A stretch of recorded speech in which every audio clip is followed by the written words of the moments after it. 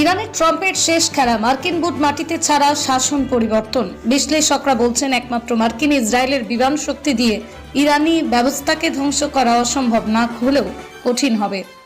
28 ফেব্রুয়ারি ইরানে হামলার সময় মার্কিন নৌবাহিনীর নিমিতাজ শ্রেণীর বিমানবাহী রণতরী ইউএসএস আব্রাহাম লিঙ্কনের জেটগুলি মাধ্যমে মার্কিন নৌবাহিনী ওয়াশিংটন ডিসি শনিবার ইরানের বিরুদ্ধে মার্কিন যুক্তরাষ্ট্র ইসরায়েল তাদের বোমা হামলা চালানোর কয়েক ঘন্টা পরে প্রেসিডেন্ট ডোনাল্ড ট্রাম্প বলেন যে যুদ্ধ থেকে তিনি যা চান তা হলো জনগণের স্বাধীনতা।